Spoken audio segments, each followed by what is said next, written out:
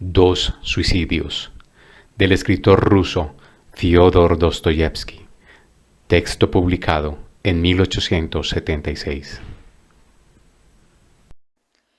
Dos suicidios. No hace mucho tuve ocasión de hablar con uno de nuestros escritores, un gran artista, sobre la vis cómica en la vida y la dificultad de determinar el fenómeno y denominarlo con la palabra exacta. Precisamente por ello, le señalé que hacía 40 años que había leído El mal de la razón y que solo este año había comprendido debidamente a uno de los tipos más claros de esa comedia, a Molchalín, y lo comprendí exactamente cuando él, es decir, el escritor con el que departía, me explicó la personalidad de Molchalín al revelar uno de sus rasgos más satíricos. ¿Y sabe una cosa?, me dijo mi interlocutor, a quien al parecer desde hacía tiempo le impresionaba profundamente su idea. ¿Sabe una cosa? Que por mucho que escriba, por mucho que se realce y se describa en una obra literaria, jamás podrá ésta equipararse a la realidad. Usted, por ejemplo, cree haber alcanzado en la obra lo más cómico de una realidad sobradamente conocida. Cree que ha captado su rasgo más deforme. Pues de ninguna manera. Al momento, la realidad le presentará en esa misma naturaleza un aspecto que usted ni imaginaba y superará aquello que su propia observación e imaginación pudo crear.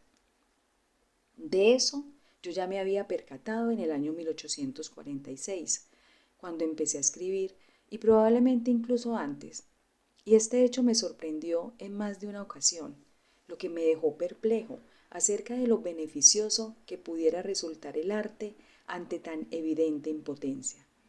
Observen un hecho cualquiera de la vida real, que no tiene por qué ser brillante al primer golpe de vista, y solo si se dispone de suficiente capacidad y se es un buen observador, se descubrirá en él tal profundidad que ni el propio Shakespeare la posee. La cuestión estriba exactamente en el ojo del que observa y el que tiene el talento de hacerlo, pues se ha de ser también un artista específico no solo para crear y escribir obras literarias, sino para reparar en un hecho concreto. Para un observador, todos los fenómenos de la vida transcurren con la sencillez más conmovedora y resultan tan comprensibles que no plantean nada y nada es necesario pensar ni observar.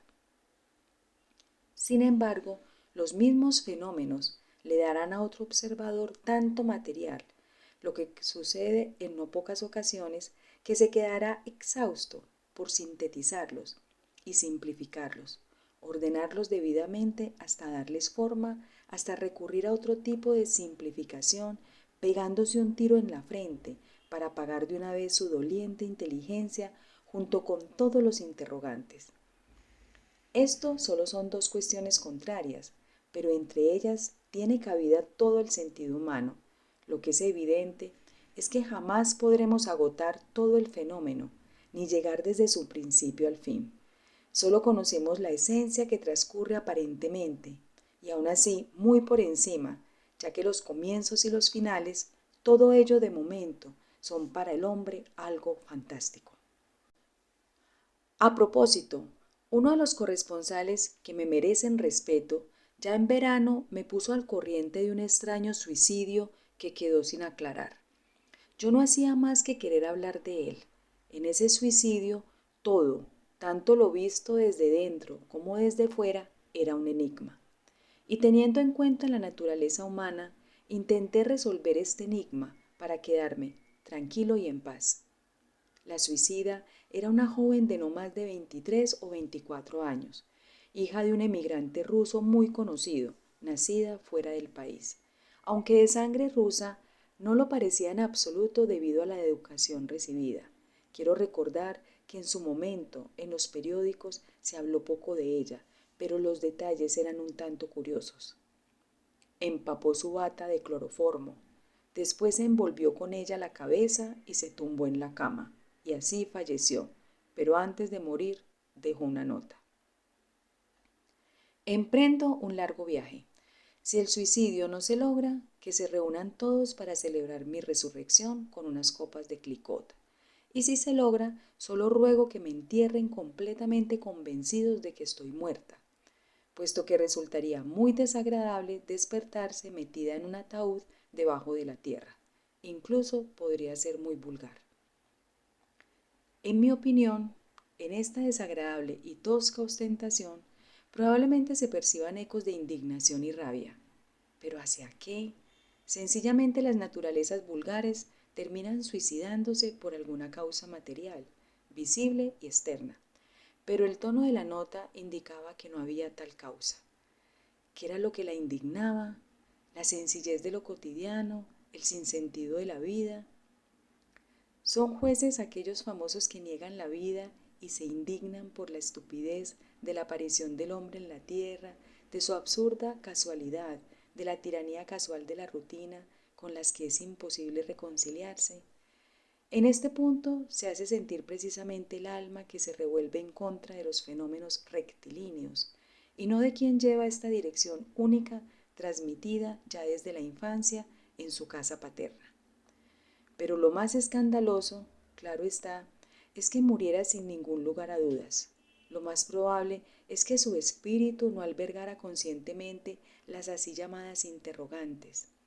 Creía firmemente aquello que había aprendido en la infancia, lo que significa que murió sencillamente a causa del frío de las tinieblas y el aburrimiento, es decir, sufriendo de manera instintiva e inconsciente. Simplemente se le hizo irrespirable la vida, como cuando falta oxígeno. Inconscientemente, el alma no soportó la rectitud e inconscientemente exigió algo más complejo. Hace cosa de un mes se publicaron en todos los periódicos peterburgueses unas líneas contra letra menuda sobre un suicidio ocurrido en la capital. Una joven pobre, que era modista, se había arrojado por la ventana desde un cuarto piso, por no encontrar trabajo para sobrevivir. Se señalaba que se había arrojado por la ventana y había caído sobre la tierra sosteniendo una imagen religiosa entre sus manos. Esa imagen entre las manos es un caso raro y aún desconocido entre los suicidios. Este es un suicidio sumiso, resignado. Aquí al parecer tampoco hubo lamentos ni reproches. Sencillamente le fue imposible vivir. Dios no quiso, y ella murió después de rezar.